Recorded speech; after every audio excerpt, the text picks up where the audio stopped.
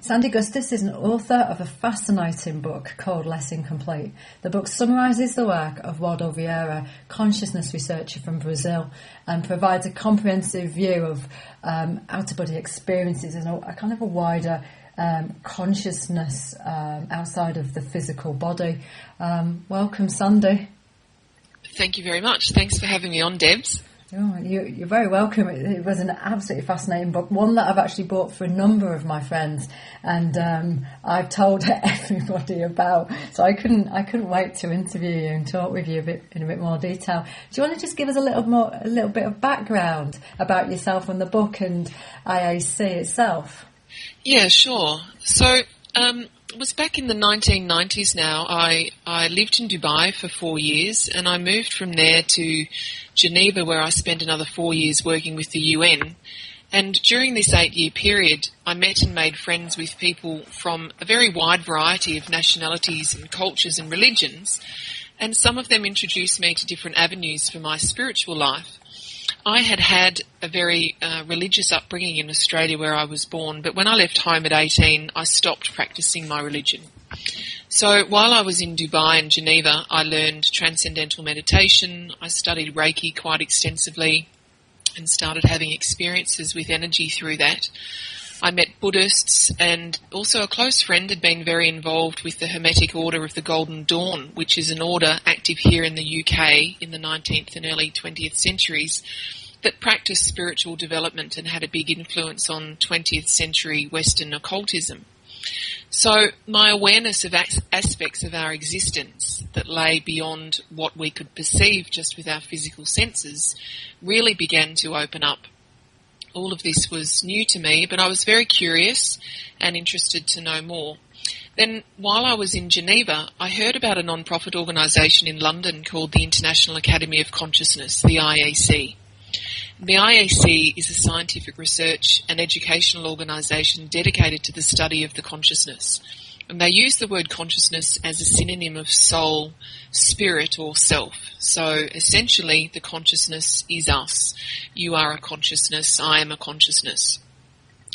The IAC is particularly interested in understanding how the consciousness manifests outside of the physical body, such as it does during an out-of-body experience, as you mentioned, otherwise known as an OBE, or a near-death experience, which is a kind of forced OBE. So I went to the IAC to do their core course, which is 40 hours long and combines theory with a lot of practice and training in different energy techniques and techniques to have lucid OBEs. I was really impressed by the work of the IAC. They have over 45 years of research behind them. Their work is based, as you mentioned, on the research of Dr. Waldo Vieira, who is a Brazilian physician and dentist. He was recognised by Who's Who in the 21st Century, this is a book that's published and updated every year, as one of the world's foremost researchers of the consciousness. And he's also recognised as one of the world's most prolific astral projectors. He's able to produce OBEs at will. So when he wants to leave the body, he's able to do it. Many others within the IEC and this scope of work, of course, can also do that. I was also impressed with the IEC's research methodology, which focuses on self-research. So the IEC teaches students a lot of techniques that allow them to have their own experiences of the OBE and other phenomena, and to control energy, which is the key to developing your psychism. So I studied with the IEC for a couple of years. I had a lot of experiences, I had OBEs, and my psychism started developing very quickly. To me, the theory of everything I was learning made a lot of sense. It was very logical, but best of all, I was able to verify what I was being taught through my own experiences, my own personal experiences. So with the IEC, there was no requirement for me to just believe in what someone was telling me, and this sat very well with me. My studies at the IEC really had a huge impact on my life, because I learned through my own personal experiences that I'm not just my physical body. I'm something more than that. I realised that I'm going to survive physical death, and that this current life then is just one of many I've already had and am yet to have. And I can say that this realisation really turned my life upside down. So I decided I wanted to become more involved with the organisation. And then around 10 years ago, I quit my job there in Geneva and moved to London to become a volunteer and to train to be an instructor with the IEC. And this was quite a big risk for me to take, as I didn't have the right to work in the UK at that time as an Australian. So I wasn't quite sure how it was all going to work out, but eventually it did. But I just mentioned that to give you an idea of how much of a priority this work with the IEC had become to me. You've taken a personally amazing journey to get to that point, to give up what you've given up. Yes, it really was. It really was. I guess in some ways it's the sort of thing that, you happily do at a certain point in your life. I'm not sure I'd be so brave at this point in my life, but in my mid-30s I was certainly well up for it. And for something that actually isn't tangible. I have to take my hat off at you doing that. Now, how did the book exactly come about? Because you've obviously done this volunteering work, but what led you to writing it? Yeah, sure. Well, over those first few years of being first a student and then a volunteer with the IEC, I started to see that Dr. Vieira's books, which explain his research and his whole process for understanding non-physical realities, such as other dimensions and non-physical consciousnesses, were very academic in nature and had a lot of terminology that would be unfamiliar to people who hadn't studied with the organisation. But of course, the information itself is incredible, life-changing for some people as it was for me. So I decided to write a book that would be a popular as opposed to scientific account of Dr. Vieira's work. I wanted to provide a summary of the key ideas of his research that would be accessible to a non-academic audience, so as anyone interested in the ideas could benefit from them in the way I had. So that's basically how the book came about. As well as summarising the theory behind the ideas, the book also provides techniques for working with energy, so as readers can develop their psychism. There are several techniques for producing OBEs and some techniques for recalling past lives. So all of the information is there that will allow the readers to start developing their psychism and having their own experiences. And it is a fascinating book on that sort of level, because it is like it explains at the beginning and then it goes into almost like a manual to enable you to actually attempt to do this yourself. Well, thanks. I'm really so pleased you found it useful. Myself and a number of... I'll be honest, it has generated a number of discussions between myself and various colleagues and people I work with on a number of levels. Some disagreeing, but a lot of us agreeing, and it opening up for some people who've never actually read this sort of thing before, but who are having energy experiences and kind of out-of-body experiences, or experiences that they can't explain. It's really given them a level of understanding that they never would have had previously. And this is the conversation that I've personally had with these people. It has been fascinating, to be honest. Fantastic. I'm so glad to hear it. That was the whole point of writing it, to help people have their own experiences. So I'm really thrilled to get that feedback from you. And the point that we're not just our physical body, we survive physical death, really was quite profound for me personally, and I never expected that out of your book. In all honesty, it left me kind of sitting there thinking the whole, I can't explain it. It's almost like, wow. Yeah, and that was also the impact that it had on me when I came across this information for the first time. Yeah. Now, can you outline the background of Waldo Vieira for the audience? Because I personally didn't know a lot about him until I read your book, and I'm not very sure a lot of my audience will know that much about him. Yeah, sure. He's someone who's very well known in Brazil and in South America, but he's not so well known over here. So, of course, very glad to give you some background. Dr. Vieira is a Brazilian physician and dentist. He also holds qualifications in plastic surgery.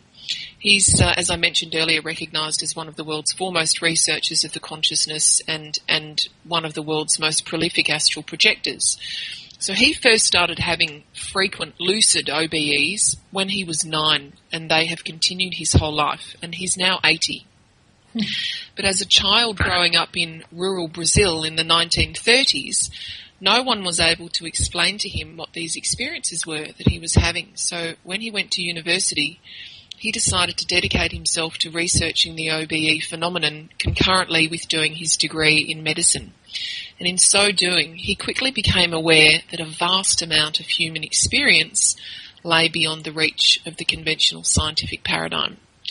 Now, most of us don't have the depth of Dr. Vieira's personal experience outside the body, but it's just as easy for us to arrive at the same conclusion he did, because it's clear that conventional science can't answer questions such as what happens when we die, what am I like if I don't have a physical body anymore, how can it be that some people who are declared clinically dead and who are later revived can accurately describe their own resuscitation scene, and so on, many other questions like that.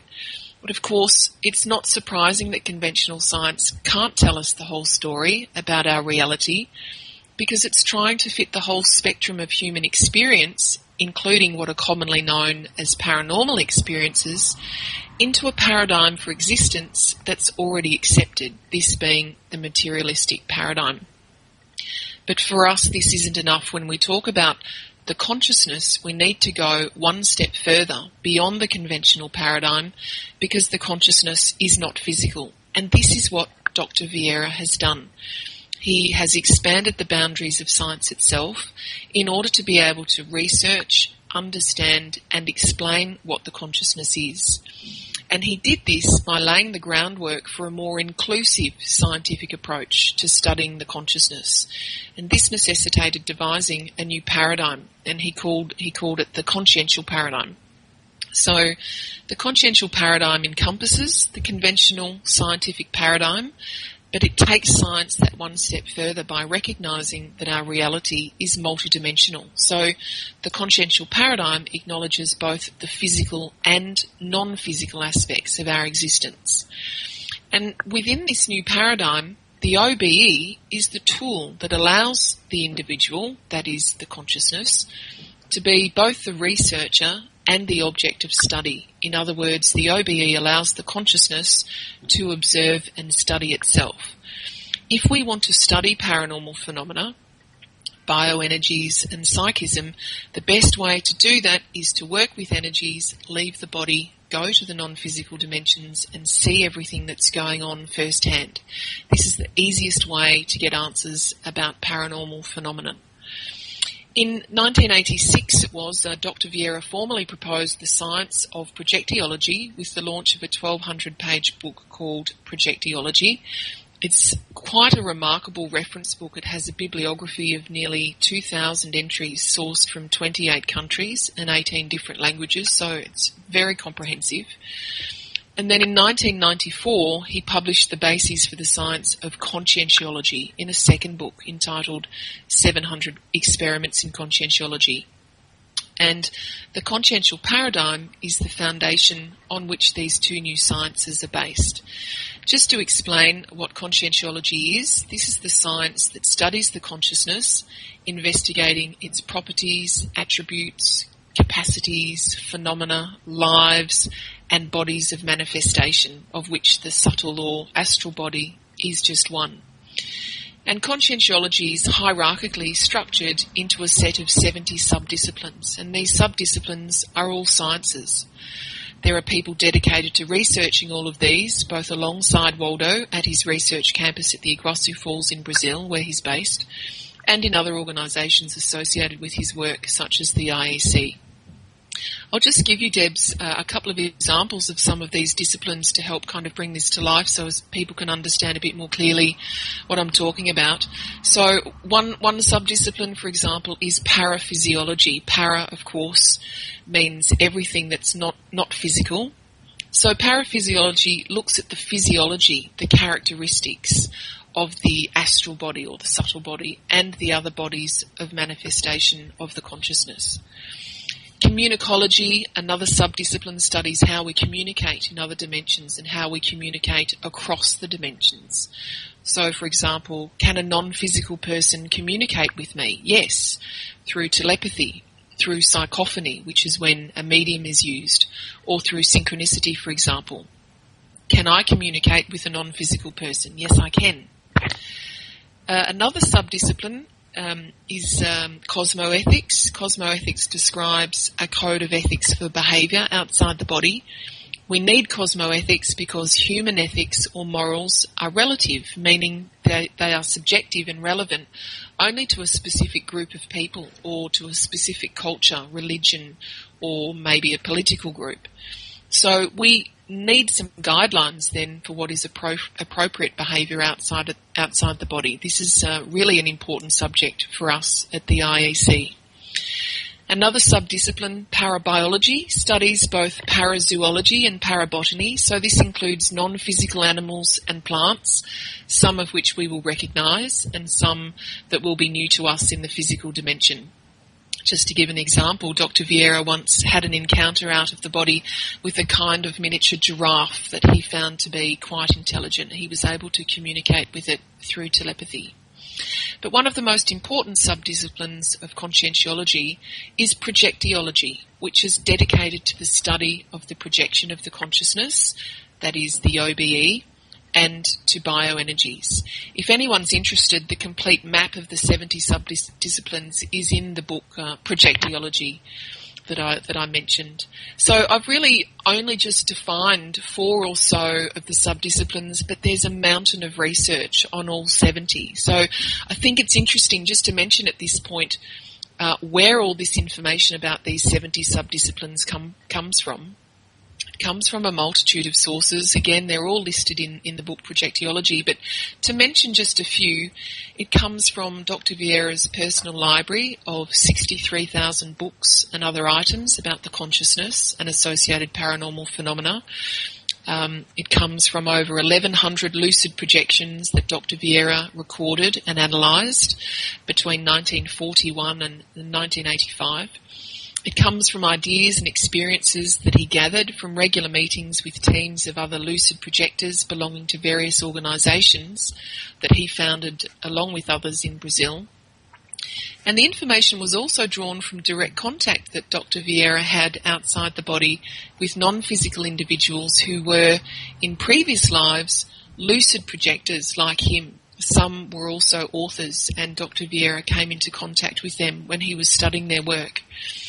So as a result of this scientific approach to organising such an enormous amount of data, a real consensus as to the true nature of the human consciousness has emerged, making it possible to demystify many of mankind's great enigmas. When we study the consciousness, we start to understand that we are not our physical bodies, that we are consciousnesses, using our physical body as a kind of temporary house to manifest in the physical dimension. And when we view our world from this perspective, we see that there are rational answers for that list of questions I posed earlier and many more besides. So I hope that gives you a good idea, some good background about Dr. Vieira. I was astonished at the massive body of work that's been done by him. It is huge, isn't it? It's very impressive. It's very impressive. There's no question about it. Yeah, and so much goes unanswered by science, and they are trying to place that in within their theories, and yet he shows that you cannot answer it all with the scientific theory that we have in place at all at the moment. No. And the projectology book that you're referring to is enormous, isn't it? It is very much a research piece of work. So it's very much like a Bible that you dip into. Yes, exactly. You can use it as a reference book, really, when you're interested to know a little bit more about a particular phenomena, one or the other, you can use that as a reference book. But it is also a great read. It is a big read, 1,200 pages, very comprehensive, but it's definitely for anyone who's really interested in these ideas, worth picking up and going through from start to finish. I highly recommend it. And you also get it as part if you go onto the course as well, don't you? If I understand rightly. Yes, if anyone was to sign up with the IEC to do our core course that I mentioned earlier, which is called the Consciousness Development Program, and to pay for the whole course, all 4 modules up front, you get projectiology along with that for free. Yeah. Now, can you cover off some of the recorded history of out-of-body experiences? Because I'll be honest, this is an area that's fascinated me. I did have another practitioner on a while back, Adam Buttery, and he was talking about his own out-of-body experiences. You've made reference to having experiences, but can you cover off some of the recorded history of them and a little bit about past lives and how sort of the aspects of that have been recorded? Yeah, sure. So, okay, let's first have a look at the OBE. So references to the OBE can be found throughout human history. I'm sure a lot of people will be very surprised to learn that. But human beings have actually been recording the departure and the subsequent return of a subtle body from the physical body with a remarkably high degree of consistency in describing the many different characteristics of the phenomenon. And that's been going on for thousands of years.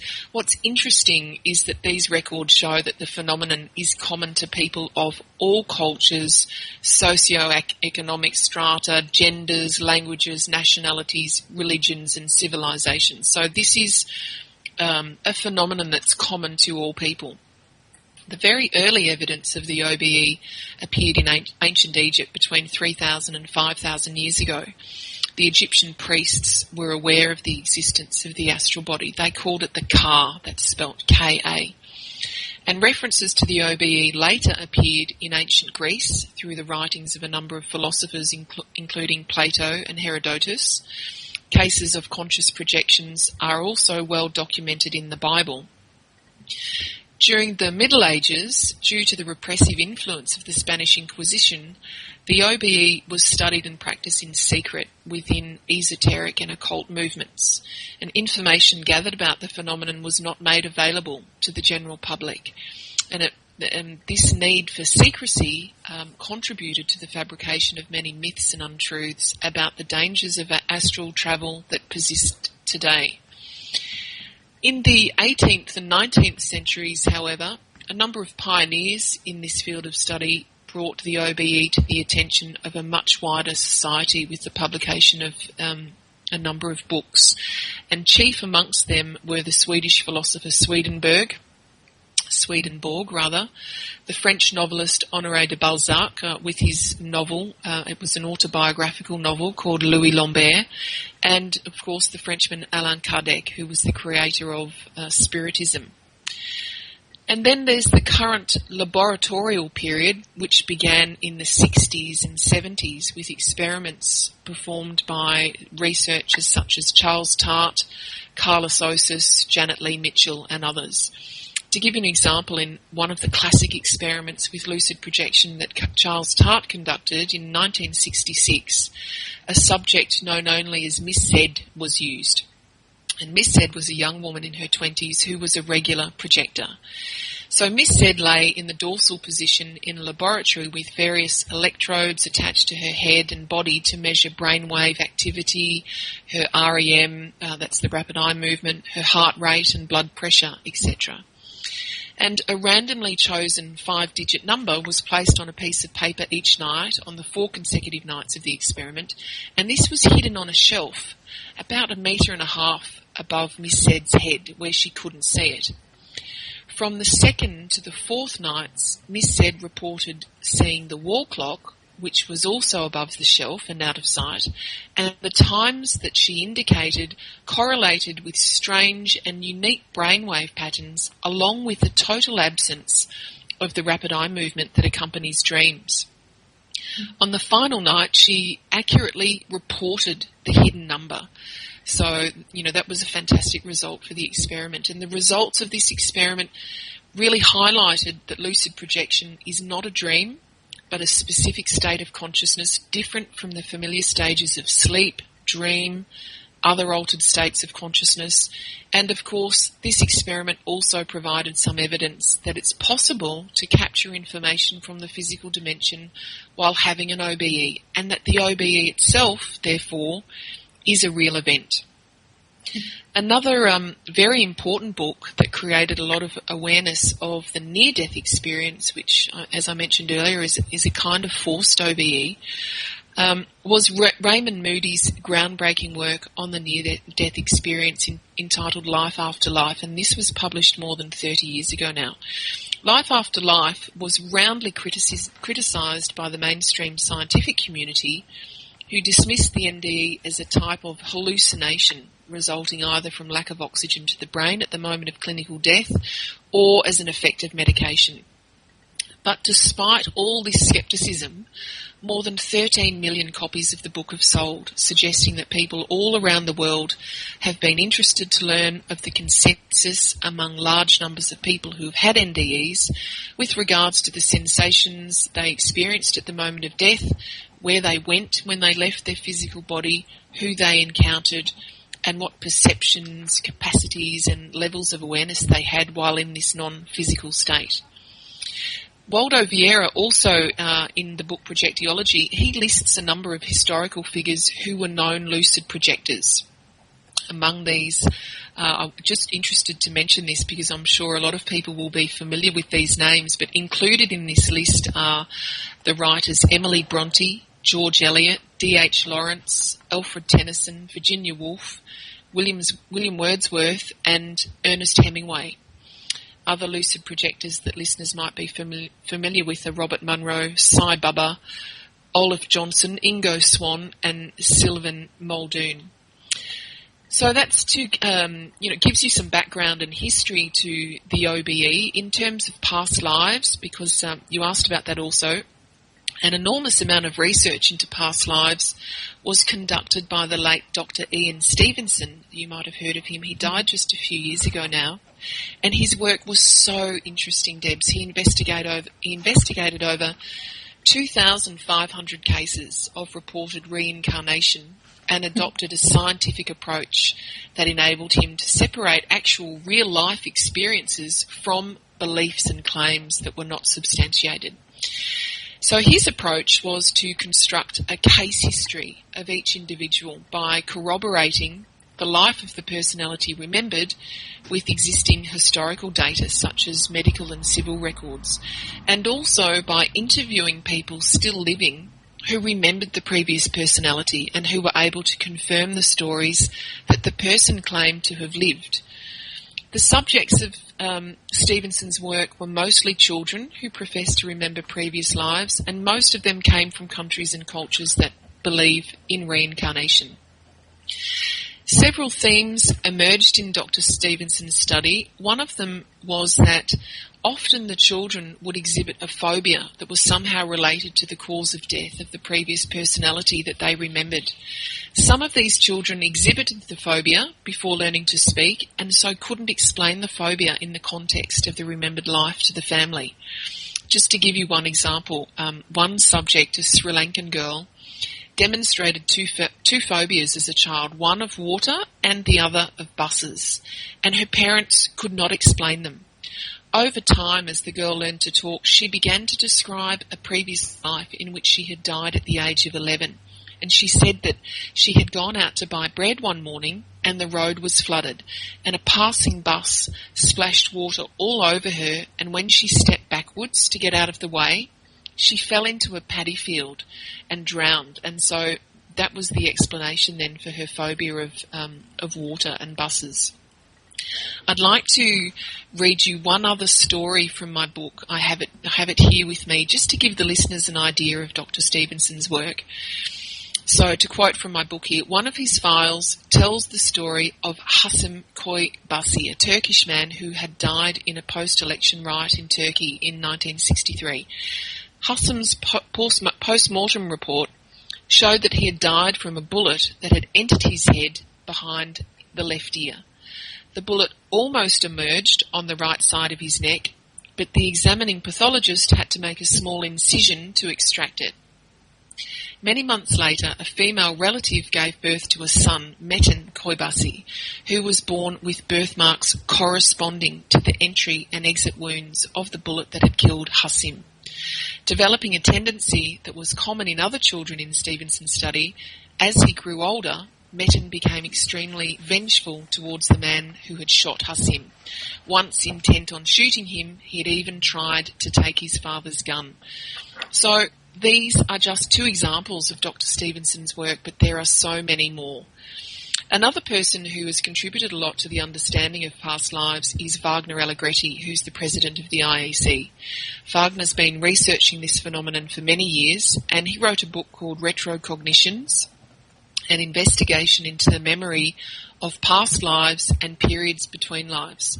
So he brings in this concept of being able to remember not only our past physical lives, but the periods we have spent in between two physical lives. Wagner gives some good techniques for recalling past lives in his book, and he describes also the many benefits of being able to remember past lives. So I really recommend this book to anyone interested to try to provoke this experience. It's fascinating, isn't it, when you start looking at past lives? I would never have believed any of this, a few years ago. But I'm now so much more open because of things that I see happening to my clients who I work with, who are working with people who are taking them into past lives, and it's resolving their issues for them. It absolutely fascinates me. Now, I didn't realise that the OBEs went all the way back to the Bible. They're actually mentioned in the Bible, I should say. Yes, even so, and back before that, 3,000 to 5,000 years ago. So this is not something new to humanity. And yet there is a huge amount of disbelief about it. And I have a friend who was talking to me about what was obviously an out-of-body experience that he'd had. And then he just said, oh, it was just a dream. Yes. I have one friend in particular who says the same thing all the time, and it's really interesting because I always probe a little bit deeper and ask him about the experience, and according to what he tells me, I can tell that his experience is an OBE and not a dream, mainly because he tells me he's in control of that experience. He decides where he wants to go and he's able to go there, and it's a very clear and lucid experience, but he's totally sceptical.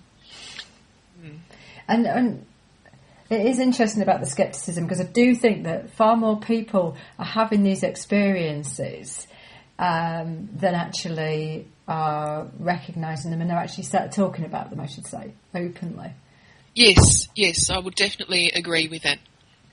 Now, you say in the book that almost all humans experience some form of separation between their physical body and non-physical body every night whilst asleep. How do you know that? Yeah, it's a good question. A lot of people are really surprised to learn that the OBE is actually a normal occurrence that happens to almost everyone every night while they're sleeping.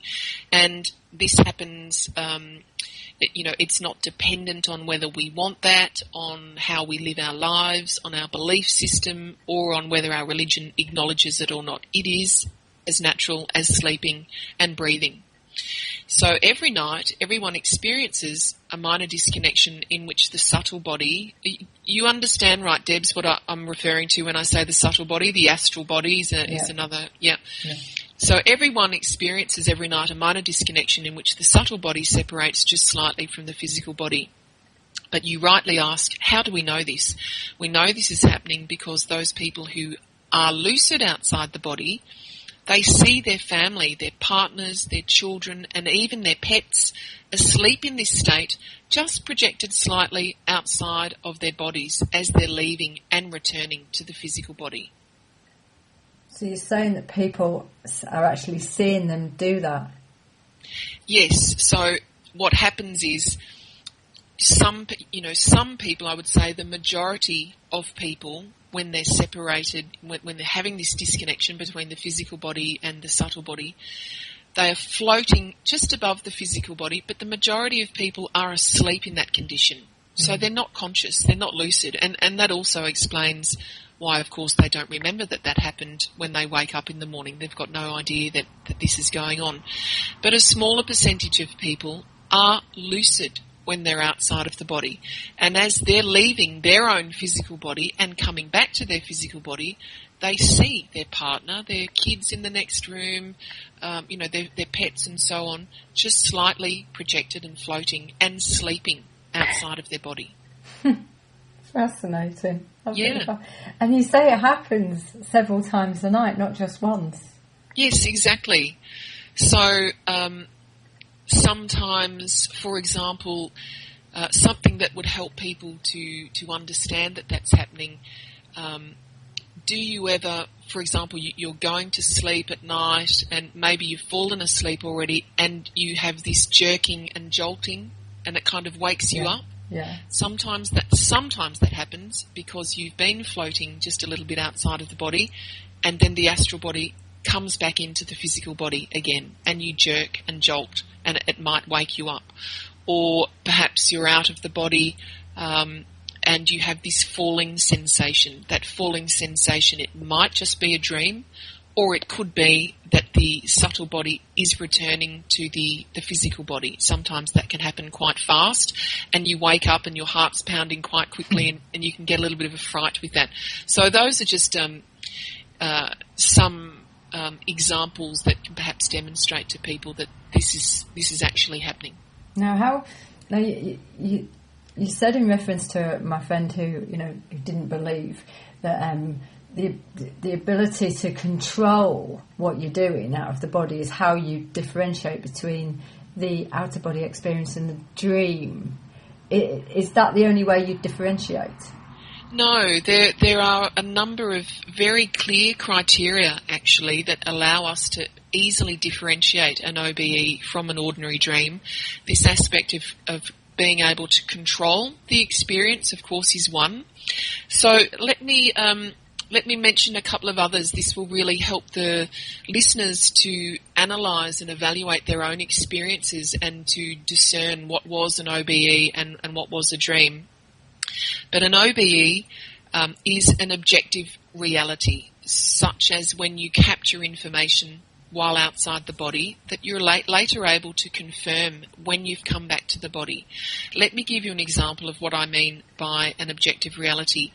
I remember once, many years ago now, I was in the Netherlands doing a weekend course about OBEs, and at breakfast one morning, one of the other students came down and sat with me and she said, I had an out-of-body experience during the night and I found myself over the road from here in a car park, and there was the car park was completely empty, but there was just one vehicle there, and it was a baker's van. And she went on to explain all the details of this particular vehicle, the colour, the make and the size, and the branding even on the side of the van. So I said to her, quick, before class starts, let's run over the road and see if it's there in the car park. So over we went, laughing all the way, wondering if, this was going to be true and real or not. But sure enough, there was this van exactly as she had described. So this is what we would call a confirmed OBE, the very best type you can have, one in which you're able to prove to yourself that that was a real occurrence and an objective reality. So that's an OBE.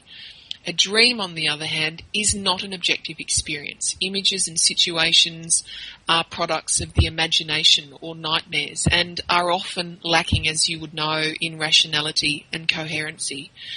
I'd just like to give a little tip here to people listening. If you would like to try to have a confirmed OBE, to have your own objective reality prove to yourself that your experience was real, what I could suggest is maybe grab a pack of cards, shuffle the cards, pick one out at random. Obviously, you're not going to look at that.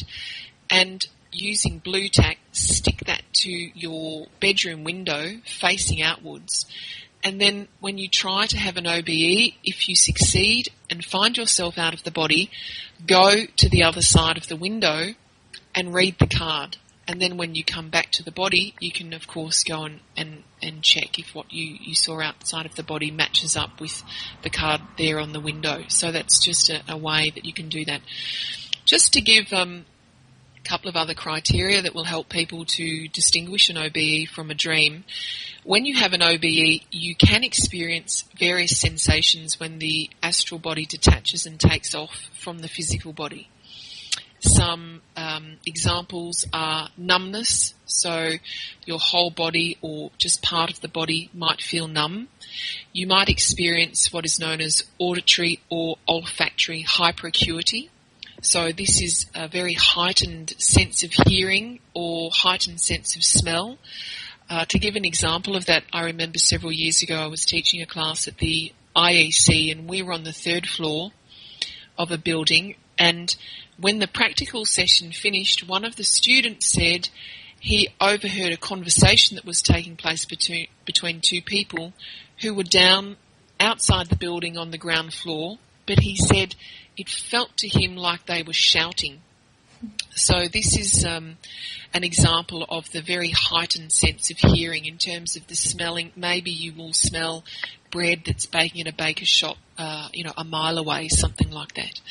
So those are some sensations. You might also experience this sensation of weightlessness, a sensation of ballooning when it feels like part of the body or the whole body is expanding and swelling, blowing up like a balloon. Or you might also experience intracranial sounds. This is when, at the moment when the astral body is starting to detach from the physical body, you hear some sounds that seem strangely, in some ways, to be coming from inside your head itself. So those are just some of the sensations. In my book, I list many of the other sensations that people very typically experience at the moment of takeoff and return from the physical body. In a dream, on the other hand, you have no sensation of leaving the body. Another criteria that allows you to distinguish an OBE from a dream, in an OBE, events take place outside the body.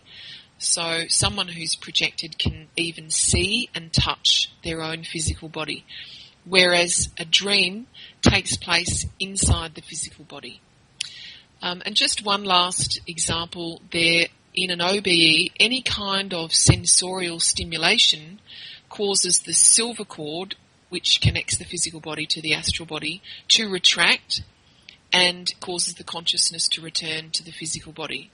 So, for example, if you are there in bed with a partner, you're projected outside of the body, and the partner touches you or turns a light on or makes a noise or something like that, your projection will end and you will come back to the physical body. Whereas in a dream, sensorial stimulation tends to generate further images in the dream. So, does that answer your question? Yeah, definitely. It's fascinating. You got me thinking at the moment of somebody I used to see, and when I used to watch him sleeping, I knew he would talk about having out-of-body experiences a lot, and he used to refer to it as almost time traveling. He could time travel, and I knew the difference between when he was just sleeping and when he was actually doing this, because there was a difference in the body and how it was resting. And how would you describe that? It was more like, how would I explain it? I don't know how I'd explain it. It was about the energetics within it. They just felt much quieter in the body, I suppose, is how I'd explain it in regards to when he was definitely in an out-of-body experience. That's an interesting point you make, because the consciousness can't separate. So when the consciousness is projected outside of the body, it's absent from the physical body, if you like. So there's no control there that would allow the physical body to move. So it's true, while you're out of the body, the physical body will be will be still. It won't be, twitching or moving at all. Yeah. Yeah, I didn't want to use the word almost like he was dead asleep, but it was. That's very much what he would be like. Yeah. Fascinating. So can you explain how by having these experiences they actually enable you to kind of answer the profound questions such as what happens when you die? Yeah, sure. So when we have lucid OBEs, we are preparing ourselves for the reality of what awaits us when we die by spending time in the dimensions where we will exist when we die. So lucid OBEs provide us with opportunities to learn what it's like to be conscious and aware without a physical body, to learn how to control the subtle body, and to learn about the physical dimensions where we can go and what we can do during this period we will spend in between two physical lives. In fact, it's a really good question, Debs, because many people have very fixed ideas about what's going to happen to them when they die. A lot of people, for example, think that nothing happens, that death is the end of them, finish, that there's nothing else. So then when they die and find that they have some level of awareness, they can get confused because they associate being aware so strongly with being alive in the physical sense, they think they are still alive and they spend their time trying to continue to be physical. So they stay around their former home and other places that are familiar to them, and they try to interact with their loved ones. But this quickly can become very distressing as no one can see them or hear them, so no one responds to them. Over time, individuals in this state can develop a kind of psychosis and become stuck in a very energetically dense dimension that overlaps and interacts with the earth. So by having OBEs, going to these places and seeing what's going on firsthand, we can start to understand the possible consequences of not being prepared for what will happen when we die. On the other hand, people who are prepared and ready will know that when they die, they can spend that period of time between two physical lives lucidly preparing for the next physical life or helping people who have died to adjust to their new condition. Many other interesting facts also become apparent when we start having lucid OBEs. For example, we start to see how non-physical people who are no longer alive in the physical sense, interact with us every day. We notice that there are many more non-physical people than physical, and that we can have quite a few of these individuals around us at any given time.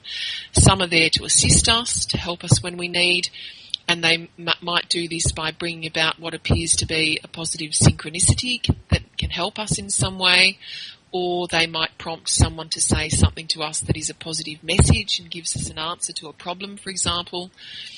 Other non-physical people are not so positive and can drain us perhaps of our energy. They can exacerbate negative emotions we might be feeling and so on. This is absolutely nothing to be frightened of, but if you can become aware of these common interactions, you can learn how to manage them. And by that I mean you can learn how to have more positive individuals, non-physical individuals around you, and how to protect yourself from, or perhaps give assistance to, the more needy ones. In fact, having OBEs is the easiest way, as I mentioned earlier, to get answers about so many paranormal phenomena. You just go to the non-physical dimensions and see what's going on for yourself. And you see all these things that you can't perceive with your physical senses. And you also start to understand that it's possible to learn to perceive what's going on by developing your ability to control your energies. So have you had out-of-body experiences yourself? Yes, I first had experiences with OBEs when I was a very young child, actually, before I went to school. I often had very strange sensations when I was ill and feverish as I was going off to sleep. Having a fever is an altered state of consciousness, and it's easier to reach another altered state of consciousness, such as an OBE, when you're already in an altered state of consciousness.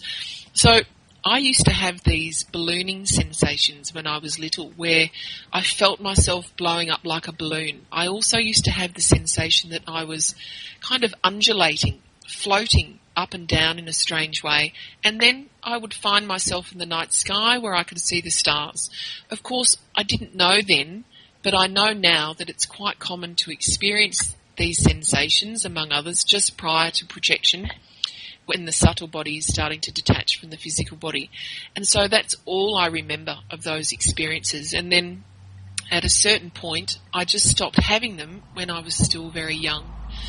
But what really struck me about the experiences that I had later when I started studying at the IEC was the level of certainty I had about what was going on. Being out of the body was just an extension of my physical life. So I was totally aware of my physical life. I remembered what I'd had for breakfast that morning, and most importantly, I remembered everything I'd learned in class at the IEC, so I knew I needed to take the opportunity to do my own self-research while I was there out of the body. During my first OBE as an adult, things started off a little fuzzy actually, and I wasn't sure if I was projected or not, so I decided to try to increase my level of lucidity. So I willed that to happen, and immediately my perceptions improved, and I was 100% certain that I was projected.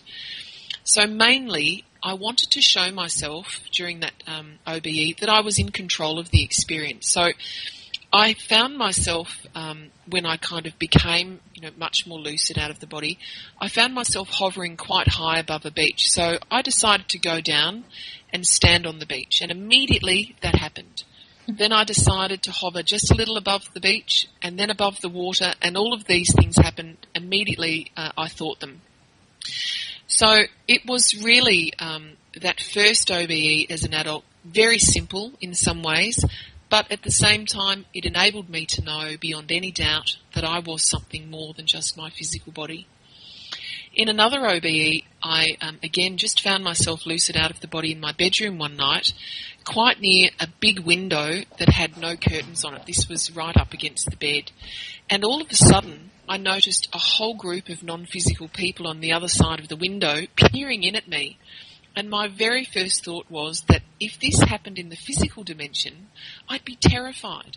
But I could sense in their energy that they didn't mean me any harm. They were just curious. So it was really interesting for me to find I could read their intentions just through their energies. Over the years, I've also had several experiences in which I found myself attending classes outside the body, and in one of them, one of my colleagues, a senior instructor at the IEC, he was also there projected. I could see his silver cord, but he was actually giving the class. He was teaching the students about what it's like to have a physical body and teaching the students about the OBE. So in the same way that we are here in the physical dimension talking about the subtle body and the non-physical dimensions, people are there in the non-physical dimensions taking classes, learning about the physical body and the physical dimension, and some, of course, are doing that in preparation for the next physical life. So I certainly found those experiences to be really fascinating. The whole thing's fascinating, in all honesty. And what I've never really thought about as a naturopath, you're talking about fever creating an altered state of consciousness. I've never actually considered that aspect of things, and when we actually work with fevers. And yes. you've actually got me thinking now about some of the things that my clients have said about when they've managed them. And right. I've not actually. I'll have to go back now and go back through their notes about that. Yeah. The key point to remember there is that, as I said, it's much easier to reach one altered state of consciousness when you're already in another altered state of consciousness. I mean, even exhaustion is an altered state of consciousness. Anything that takes us out of our normal kind of everyday state of being, state of consciousness, is an altered state of consciousness. Fascinating. Do you think that children have them more, or are they more open to them? Yeah, definitely. And as children grow older, it's the conditionings from society that kind of shut those experiences down, because children are told, for example, this is very common, that children have an imaginary friend. Some children's psychism is well developed, and they're actually perceiving a non-physical consciousness around them, someone who's there with them quite a lot of the time.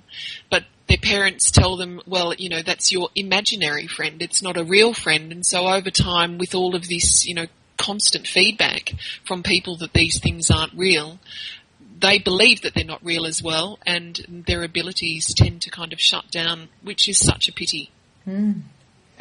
Yes, and of course they will. If they're told that it's not true, then effectively they will start to think, I can't see that. Yeah, and also ridiculed. I have a very clear memory of someone I went to school with at primary school. I remember so clearly him coming to school one day and telling all the kids that during the night he was floating up outside of his body and passing through the roof of his house and the walls of his house and going different places.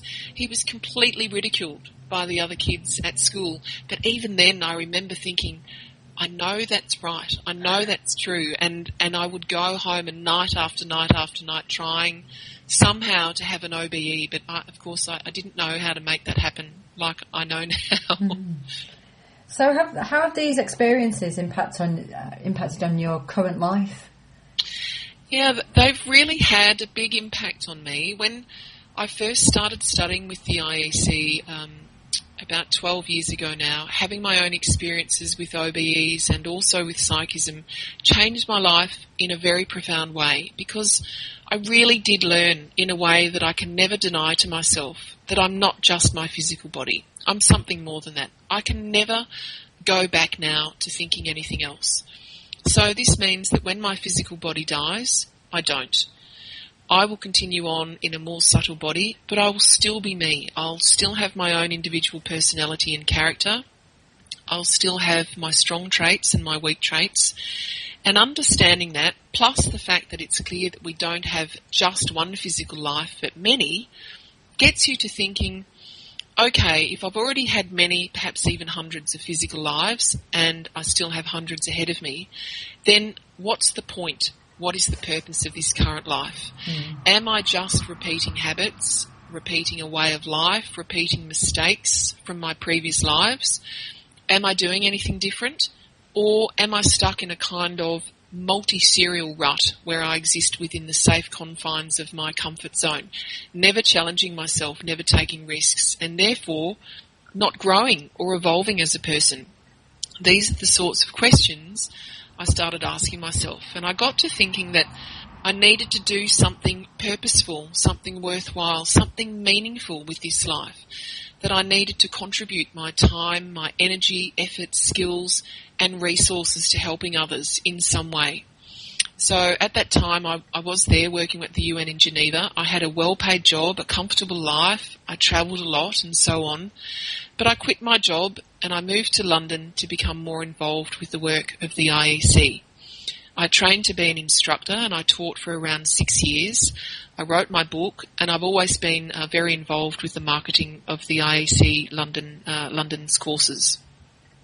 And the goal behind all of these activities was to disseminate the ideas that had such an impact on my life, to bring students to IEC courses so as they can start training and learning to have OBEs, to develop their psychism, to understand that they are something more than their physical body too, that the consequences of their actions and inactions can extend beyond this one physical life, and so on. It goes on and on, Debs. It's like opening a Pandora's box. The more you learn, the more you understand there is to learn. Yeah. So, in short, I can say that my experiences caused me to reprioritise my life. What is more important to me now is that I do something meaningful with my life, that I use my skills, whatever they may be, to help people. I put a lot of importance on maintaining good relationships with all the people around me, my family, my friends, my colleagues and so on. I'm looking much more to challenge myself and to keep learning and acquiring new skills and capacities, because I've understood that each physical life is actually an incredible opportunity to evolve as a person. And I've learned that the socially acceptable norm in Western society of dedicating a life to acquiring physical material possessions does not necessarily equate to personal growth or evolution. So that's not my path. I just want to add here, Debs, that when you start thinking for yourself in this kind of way, by that I mean being prepared to go against the norms and trends of society and relying more on your own knowledge, personal experiences and reference points in order to decide how to make your own way forward, You can get pressure from the people around you. They may not understand or agree with what you're doing and may try to persuade you to give it up. I also want to mention that if you do decide to reprioritise your life, as I did, you need to do that with maturity, not with a drastic or unbalanced attitude. If you have responsibilities and commitments to other people, you still have to honour them. So you need to find a way of prioritising your personal development, your evolution, in parallel with honouring your regular commitments in life. Yeah. Now, do you find when you're teaching, because you do teach, when you've taught other people the skills, that they then go on and live their life very differently? You have that big an impact? Just to clarify, I taught at the IAC for 6 years. I'm not currently teaching at the moment. I'm busy promoting my book and still have my regular job, so it was getting a bit difficult to juggle all of that. But to answer your question, do people live their life very differently after they've kind of experienced the non-physical aspect of life? You might think so, but no, it's not always like that. Everyone's different. People respond differently. For some people, yes, it does have a big impact on their lives, as it did with me. The experiences they have, what they learn about the non-physical world around us, about what happens when we die, and other topics such as karma, causes them to rethink their lives, what they're doing, where they put their time and effort and energy, and so on. It sets them off on a path of learning and personal development that continues their whole life and will take them beyond this life. So that is the case for some people. Other people have experiences outside the body and maybe even find that they have a natural ability to do that. They learn that these experiences present them with wonderful opportunities to develop personally, to progress themselves and evolve, but for whatever reason they decide not to take advantage of the opportunity. One reason for that might be that what we study at the IEC, it's not an express route to enlightenment, if I can say it like that. And we're really upfront about explaining that our evolution as individuals is a long road. And how accomplished you become at mastering your energies, controlling yourself outside the body, navigating your way around the non-physical dimensions, carrying out pre-planned tasks outside of the body, it's purely a function of the effort you put into learning and developing these skills. And it's not just about developing these psychic abilities. Evolving is also about proactively working to overcome our weak traits. It's about becoming more mature, less selfish, more willing to assist others. It's about becoming better at communicating, becoming a better leader. I could go on and on. So these are the sorts of challenges we face if we want to develop ourselves, and nobody can do that for us. And it might require many years of work on our part. It might mean that in order to find time to do that work, we have to drop some other activities that we might like or enjoy. In the end, how much we decide to do and how fast we progress is up to us. So some people see the opportunities and want to get after them. Others see the opportunities but are perhaps accommodated in their lives and don't want to change, don't want to make an effort, don't want to step outside of their comfort zone, and so on. So, Sandie, can you explain that how by having these experiences we become less emotional? Because you do mention this in the book, and I did find it fascinating. So the more we accomplish producing the lucid OBEs, they actually change our emotions. How's that happen? How's that the case? Yeah, it's a good question. It can make us less emotional. Let me explain. In some ways, the physical body that we have here in the physical dimension acts as a bit of an emotional buffer. Let me give you an example. It could be that a colleague of ours, someone we see and deal with every day, doesn't like us at all. But we don't know that because they never say it to us. To the contrary, they might smile at us, say hello nicely when we arrive at the office every day, are respectful to us, and so on.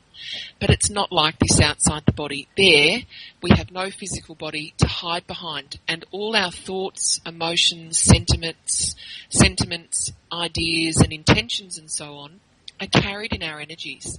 So if you were to meet this same colleague outside the body, immediately you would be able to perceive in their energies that they don't like you, and this will have an impact on you. So the first thing is that emotionally we're exposed to more impact outside the body.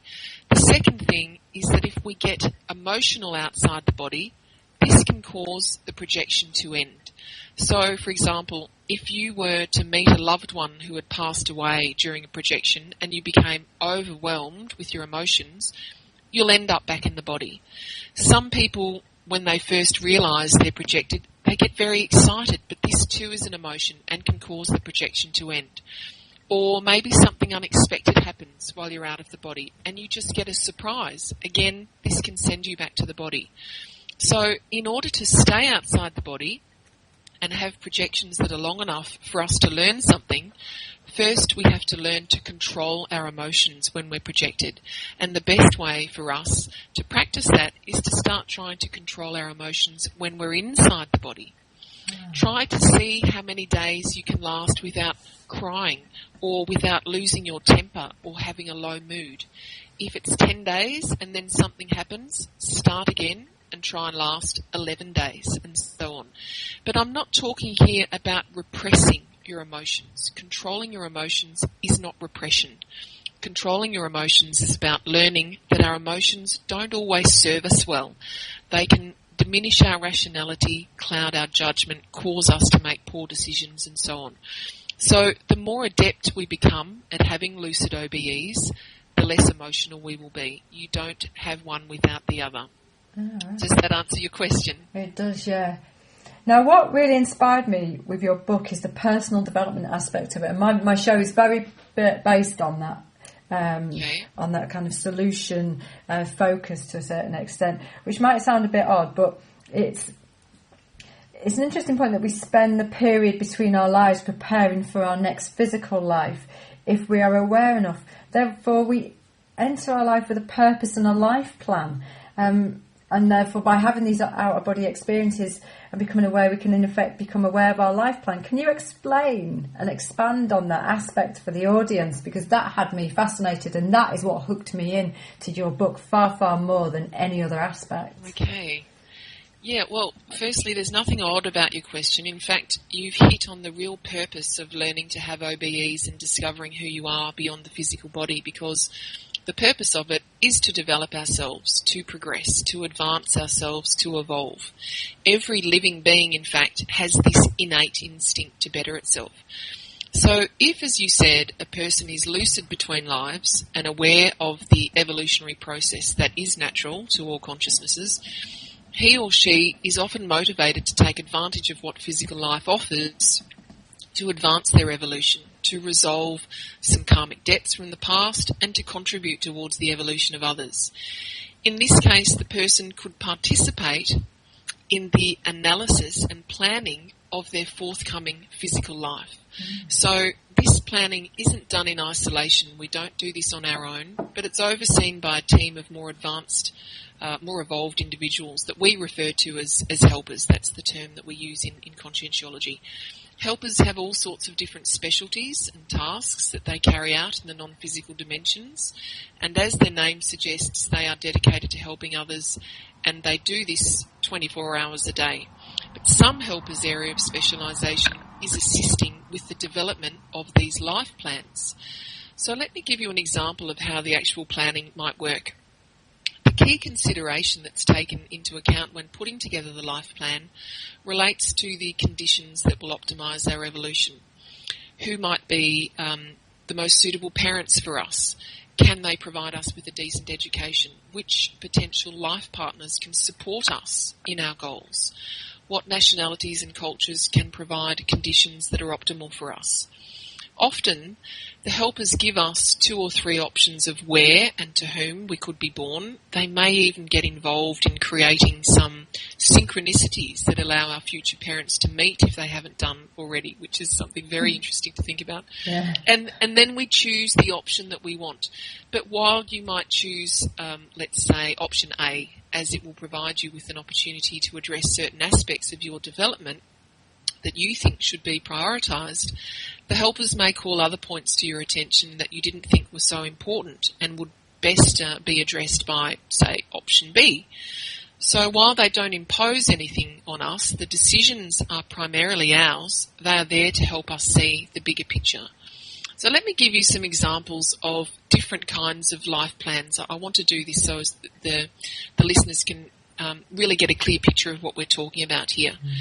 There is a smaller, simpler plan that is more concerned with personal issues and less concerned with evolution. And because of that, it's usually not so complex. For example, a person might be born into a certain family to deal with some karmic issues. He then marries and has 5 children and perhaps ends up supporting his aging parents or maybe a disabled sibling as well. So he is the pillar of his family unit, and he does a wonderful job of assuming responsibility for all the people dependent on him. So this is an example of a simpler life plan dedicated to addressing a person's karma with people already known to him or her. And then there is a larger life plan that is a more advanced strategy that a person would undertake knowingly, that is dedicated to addressing issues that have ramifications for the whole of humanity. Some hypothetical examples of this kind of larger life plan would be dedicating one's life to, let's say, brokering peace in the Middle East, as the late King Hussein did, inventing an affordable cure for AIDS, campaigning against the global destruction of the planet, or challenging nations to improve their human rights. The big question I'm sure listeners will be wanting to ask is, how do I know if I have a life plan? What happens with some people is that they are going along with their lives, everything is in place, they have a good career, a home, a partner, family and friends around them, but they start to get this nagging sense of malaise, unease if you like, that something is missing from their lives. They feel a kind of emptiness that is not satisfied by achieving material success. This can be a sign that they are off track with what they planned for their life. So, to come back to your question, Debs, about how having lucid OBEs can help us identify our purpose in life, this is the most effective means of doing this, because there are in fact several ways in which we can discover our life plan outside of the body. For example, when we have lucid OBEs, it's possible to access memories of our last period between lives, so we can potentially remember outside the body exactly what we planned for this life. Another target for a lucid projection could be the place in the non-physical dimension where you did your training and preparation for your current physical life. It would be easier for you to recall your life plan if you reach this target. And there you can also meet other people who you were close to there, some of whom may be able to confirm your recollections. Or you could choose to meet with one of the helpers outside the body who was responsible for developing and helping you develop your life plan. You could make this the target for your projection. And he might say, look, you've forgotten what we agreed and you're off track. Remember, we planned that you would do X, Y, and Z, etc. But it's important to note that if you recall experiences like this out of the body, you have to be sure that A, that was a lucid experience in which you were having the conversation with somebody else, and B, you were communicating with a helper, that person who was involved in developing your life plan, and not someone else. One thing that is important to mention about this subject of life plans is that having a life plan doesn't mean that it's our fate to carry it out. Don't forget, we always have the right to exercise our free will. So even if we were involved in planning the details of our forthcoming life and we remember what we planned, we can always choose to do something different. And that's the thing about it, isn't it? We do have free choice. Yes, absolutely. Absolutely. So, and I see so many people off track with their lives and just, moving forward towards that material goal, which, you said it earlier, that, isn't, it tends to be the Western focus, but actually isn't what is making so many people happy. No, that's right. And that's something that's clear to see. So can you explain, coming back to the book, can you explain the 4 different bodies that are recognised in conscientiology? Yes, sure. There's the physical body, the energy body, the subtle or the astral body, and the mental body. We use different terminology in conscientiology, but I will use those terms that I've just said now because I think they're easier for people to kind of understand and identify with. Firstly, as a group, these four bodies are recognised by conscientiology as bodies of manifestation of the consciousness. So just to remind again, when I use the word consciousness, I use that as a synonym of soul or spirit or self. So the consciousness then uses one of the four different bodies or vehicles to manifest itself. It uses the physical body in the physical dimension, the energy body, which, although unable to carry or transport the consciousness as such, enables us to affect or alter our manifestation. The consciousness uses the astral body or the subtle body to manifest in the non-physical dimensions, and it uses the mental body to manifest in the mental dimension. Each body adapts to the specific properties of the dimension in which it manifests, and each one presents particular attributes of the consciousness. In order for the consciousness to exist in the energetically dense physical environment, it uses a body made of energy and matter, the physical body. And the physical body is perfectly adapted to the physical dimension in that it can process the resources it requires for survival, such as food, water and air, and it also has several automatic psychophysiological responses that enhance its chances of survival. I think it's true to say that we are very preoccupied with our physical existence, right? But if we stop for a moment to examine ourselves more closely, we see that there are many clues in our ordinary everyday lives that indicate that we are consciousnesses, not just our physical bodies.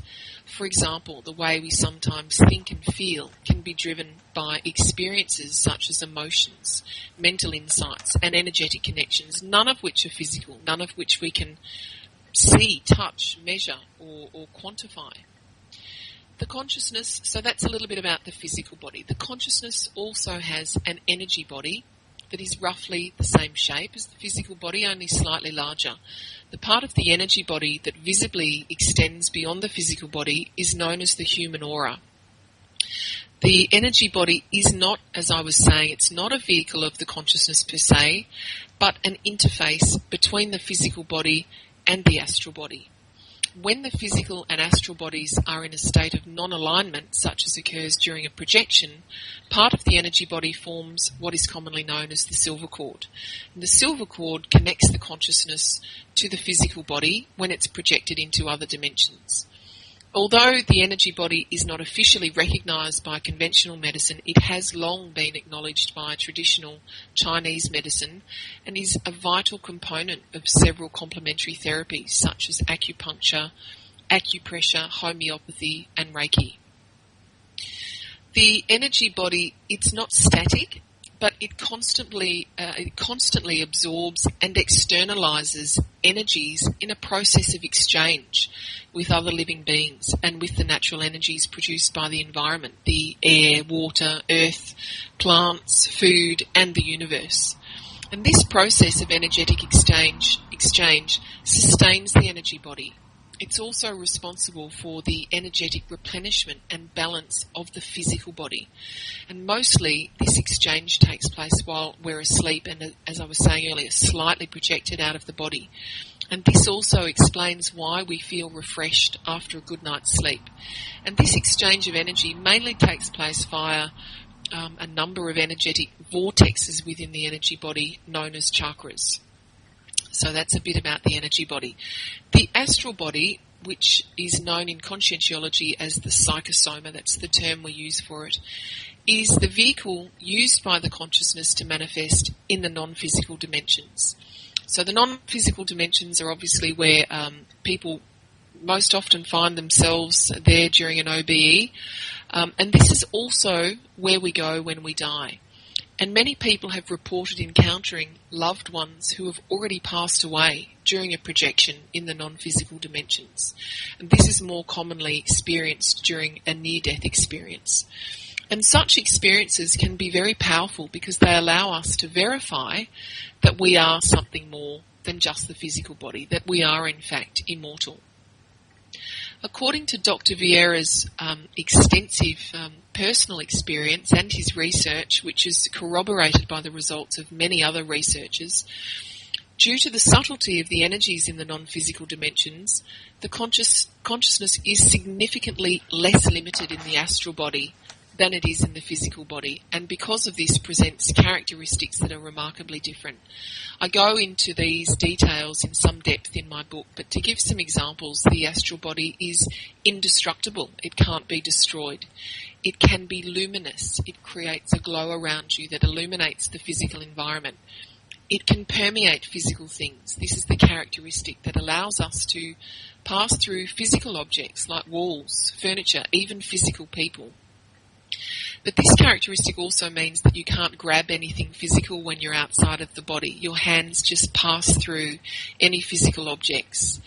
Other characteristics of the astral body include weightlessness.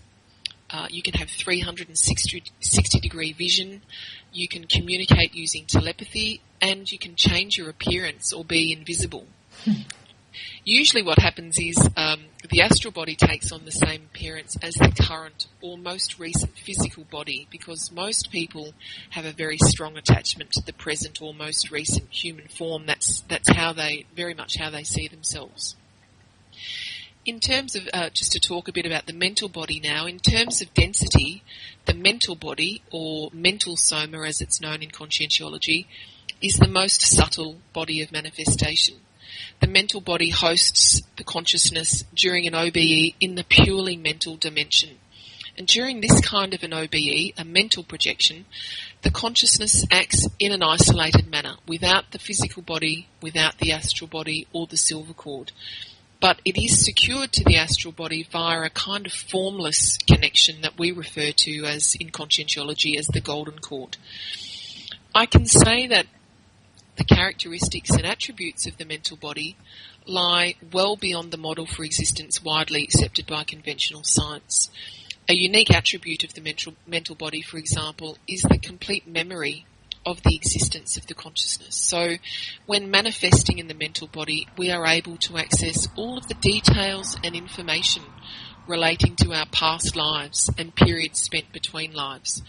This includes all the skills and knowledge about different subjects that we acquired, all the relationships we've had, the countries we've lived in, the languages we've spoken, decisions we've made, mistakes we've made, and so on. Those who have experienced a projection to the mental dimension will tell you that this information doesn't even have to be recalled as such. It's just there, imprinted in the complete memory of the consciousness. The energies of the mental dimension are so subtle that no shapes can be formed there. So when projected in the mental body, the consciousness is completely formless and can't be detected by the human sensory organs or by regular extrasensory perceptions. The mental body has no gender or sexual impulse. It expresses more refined sentiments such as serenity, universality and fraternity, instead of the coarser emotions typical of the astral body. And the mental body transcends the human notions of time and space. So long periods spent in the mental body can occur in the equivalent of just some minutes passed in the physical dimension. History has actually recorded many incidences of man manifesting in his mental body during a mental projection of the consciousness. And many who have had this experience, though, they often find it quite difficult to put into words, as it's so far removed from our understanding of reality. Those who are able to achieve a full lucid projection with their mental body may experience what's known as cosmo-consciousness. And this is a state of expanded awareness, of a kind of all-knowingness that allows a global view in which the entirety of all things is understood. And the experience of cosmo-consciousness is commonly reported as promoting a very profound sense of peace and harmony with everyone and everything. So that kind of gives you a summary of the four vehicles of manifestation of the consciousness. Wow. And I'm all for being invisible. I quite like that idea, to be honest. I won't ask you what you would do if you were invisible. I have no idea how I'd play with that at all, but I definitely would spend a long time playing with it. I just out of curiosity, has this made you more less fearful of living life? Oh, definitely.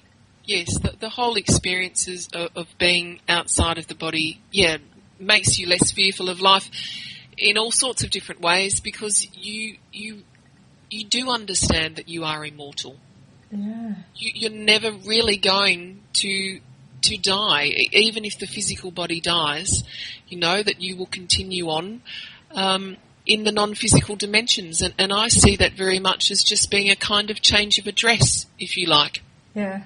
Because you have referred to it as a temporary house, at the beginning, and just explain from your perspective what exactly happens then when we die. So when you die, what happens is obviously the physical body is deactivated. You pass away, right? And the silver cord, which is responsible for maintaining the connection between the physical body and the astral body, it ruptures. Part of the energy body remains with the astral body until such time as the person becomes aware that he's no longer alive in the physical sense. In other words, that he has died.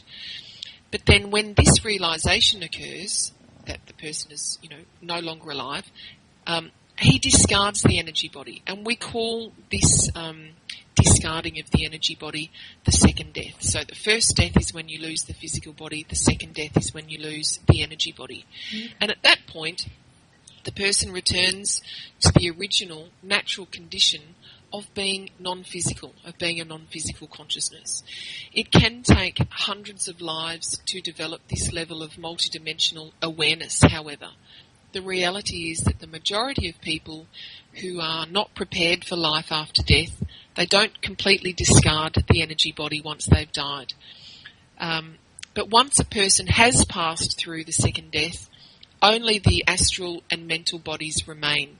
And these two bodies continue the cycle of new physical lives and periods spent between lives, joining with a new physical body and passing through the physical death hundreds of times over many thousands of years.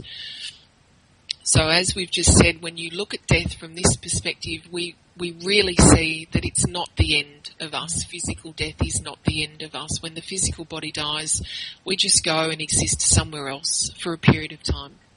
I know when I lost my father a few years ago, I moved through it really quickly because I had an understanding that his energy body was always there, and that's how I saw it. So I never felt that I'd truly lost him. I just felt that I almost gained him being around me all the time. Yes, but actually this is an interesting point just to go into in a little more depth.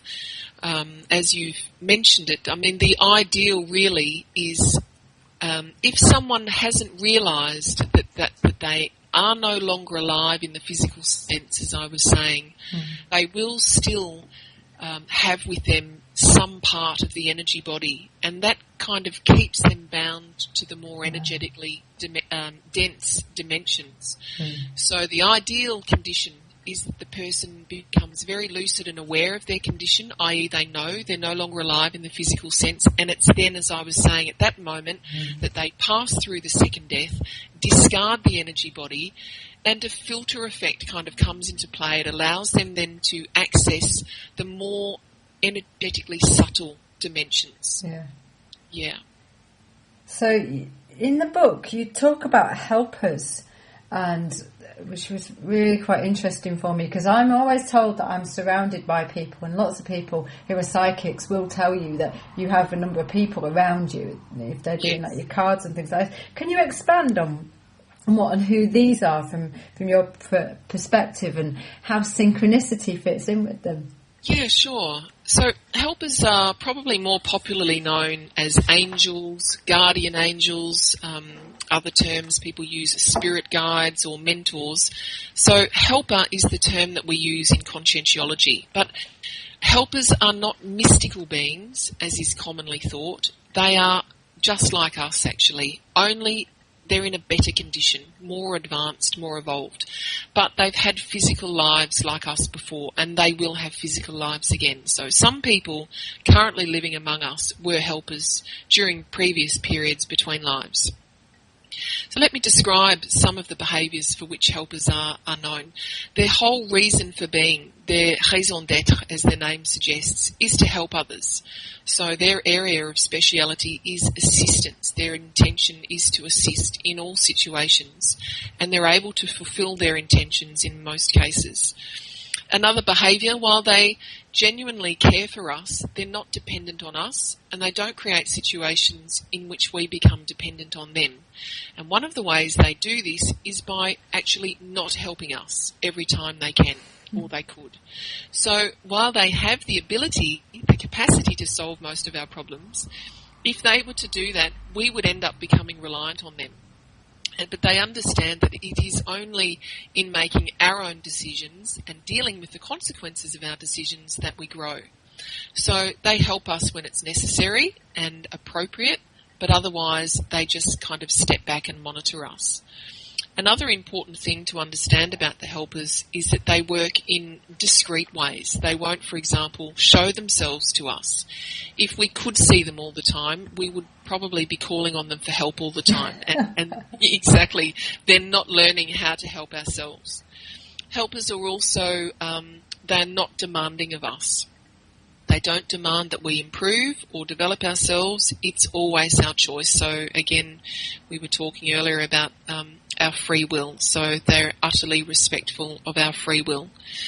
So they never apply any pressure or force anything on us. And they don't judge us. They analyse us, but they're not sitting in judgment of us. Where synchronicity fits into this, as you asked, the helpers have different ways of communicating with us, and synchronicity is one of them. So, for example, perhaps you have a particular problem or issue you don't know how to solve, and you're driving along in your car one day and you see an advertising slogan on an enormous outdoor billboard, and the message seems to give you the answer to your problem.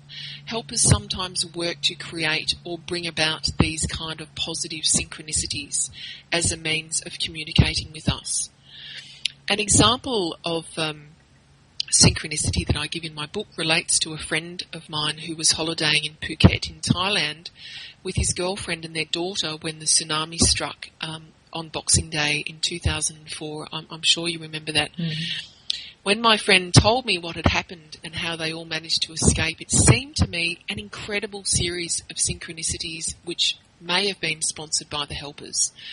What happened was, firstly, they often had holidays in Phuket, but had decided this time to go at the last minute. And because of that, all the beachfront hotels were booked. It was Christmas, so they were only able to get a room in a hotel which was already set back from the beach a bit, going up a hill. Secondly, on the day of the tsunami, my friend and his daughter were on their way to the beach, but as they passed by the hotel pool, which was on the first floor, the little girl jumped in, so my friend got in with her. So then they were in the pool on the first floor and not on the beach as they had intended to be when the tsunami struck just minutes later. At the same time, my friend's girlfriend had just finished a yoga class on the ground floor and was making her way up the stairs to the pool on the first floor when the first wave struck. So all of them were out of harm's way, all three of them. Other synchronicities helped them get off the island. They were, in fact, on the first plane off Phuket. They probably thought they were just lucky, and this is how many people interpret synchronicities that bring about outcomes in their lives in times of crises, but sometimes this apparent good luck is in fact the result of the direct intervention of the helpers. Synchronicity is fascinating, isn't it? Absolutely. When you start to analyse it and look at the link and, you know, what happened, what led to one thing after another. Yes. Amazing. Now, I found it really interesting that you highlighted how coming into contact with other people's fields can change your your psychological and physical disposition. And I know that, but how can you protect yourself? Because you have a perspective on that as well.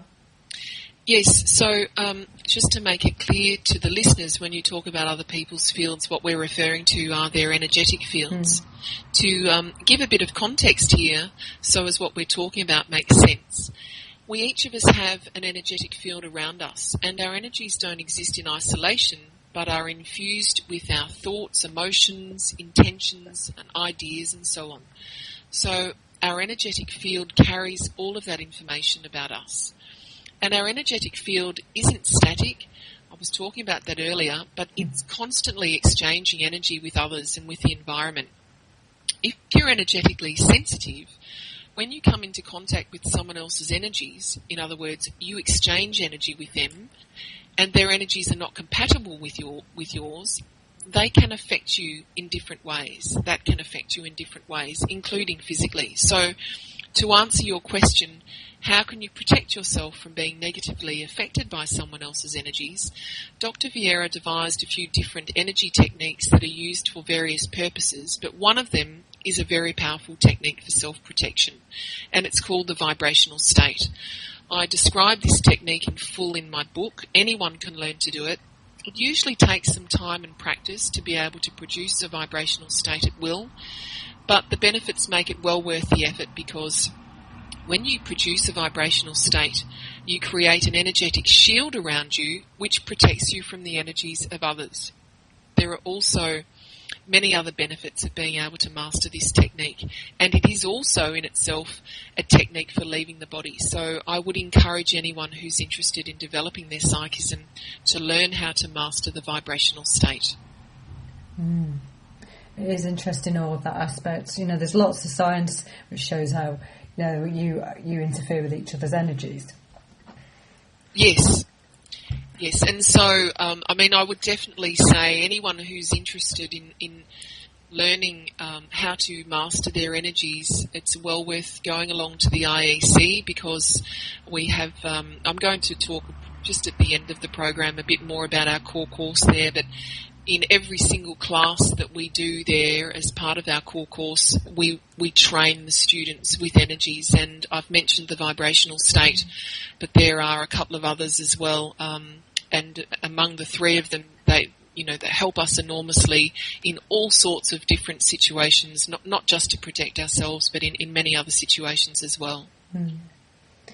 Now, in the book, you say that you can learn to be outside of your body. Can you outline how you go about developing this type of skill? Yeah, sure. Well, firstly, learning to leave your body and learning to be outside your body are two different things. In terms of learning to leave your body, there are many techniques for provoking OBEs. So I would say to anyone listening, grab a book, read some techniques and practice them.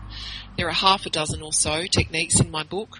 Some people will find it easier to produce OBEs, particularly those who have had experience with that already in previous lives. Others will find it more challenging, and they will have to spend more time practicing and make a bigger effort to produce results. So the learning curve there is really an individual thing. It's very different for everybody. In terms of learning to be outside the body, a real key to being able to stay out for a long time is exactly as we've just mentioned. It's all about being able to control your energies.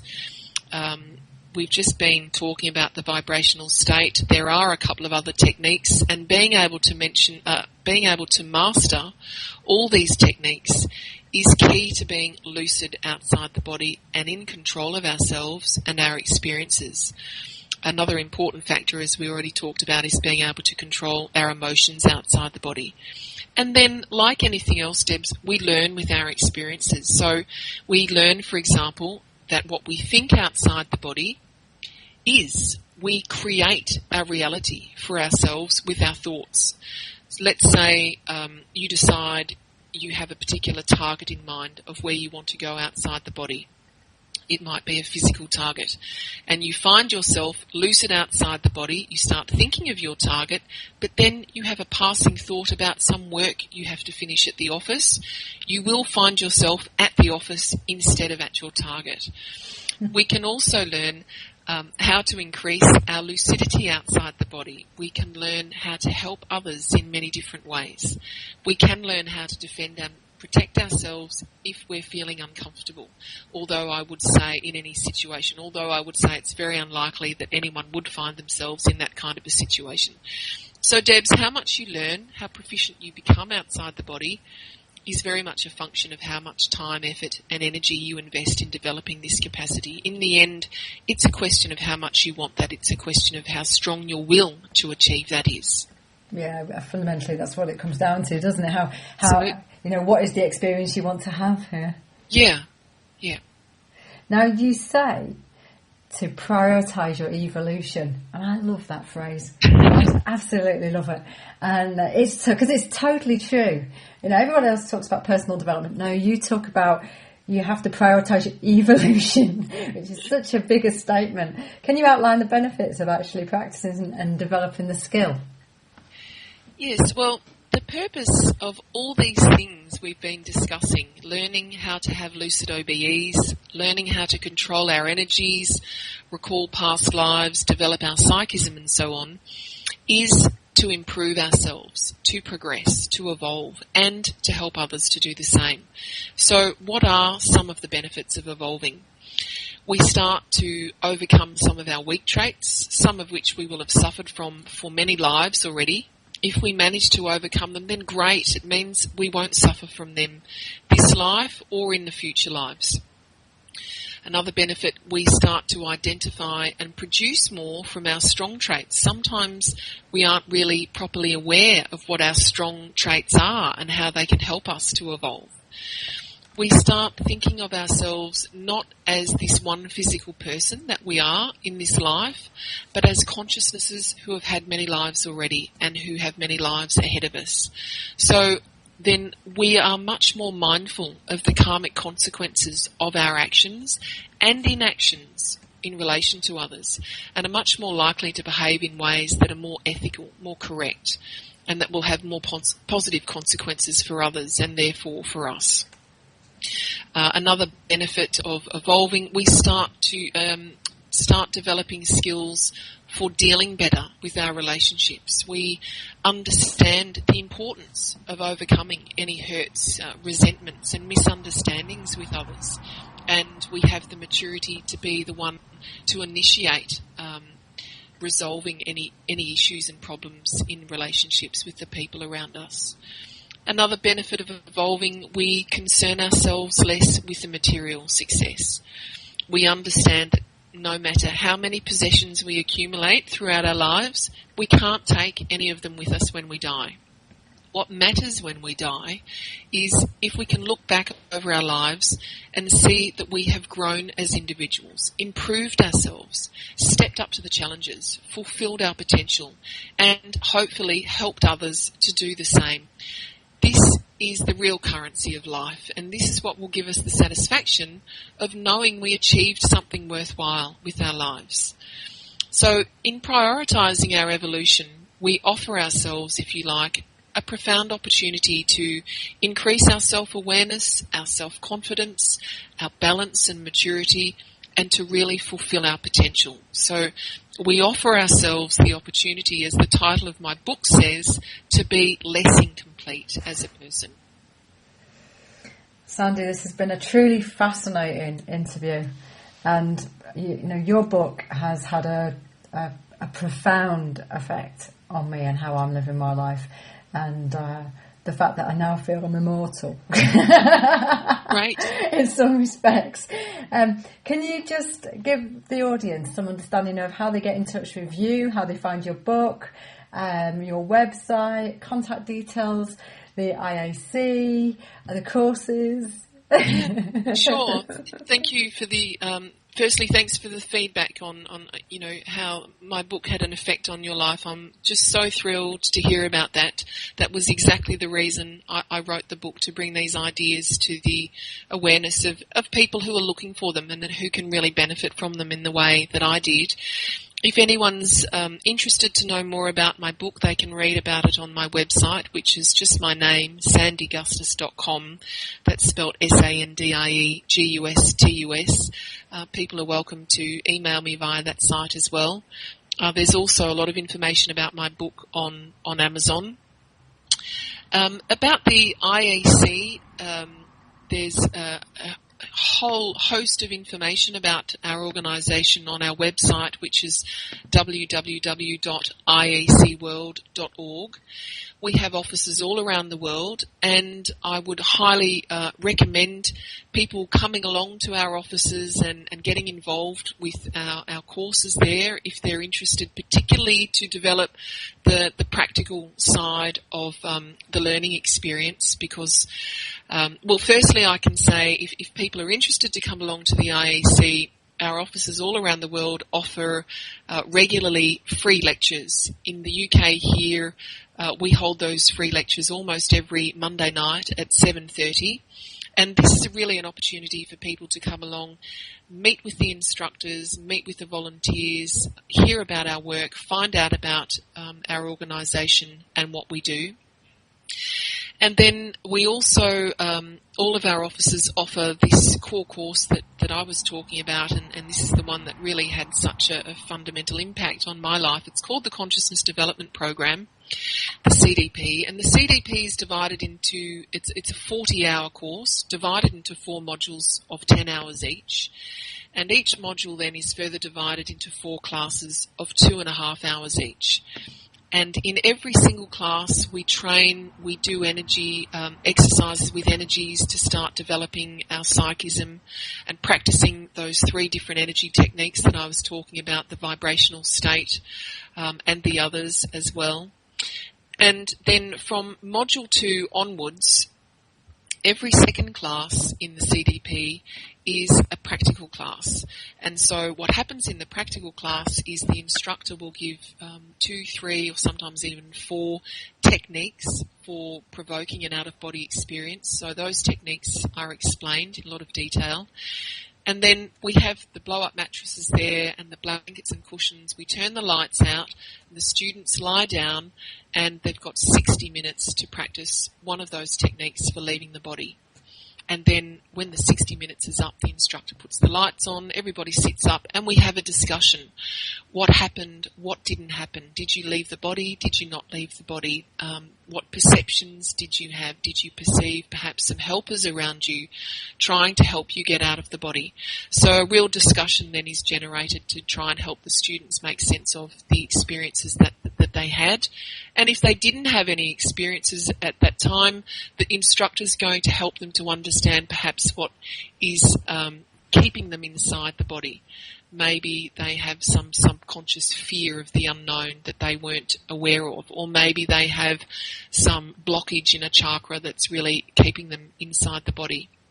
So these practical classes are really very valuable opportunities for the students to learn how to start having their own experiences outside the body.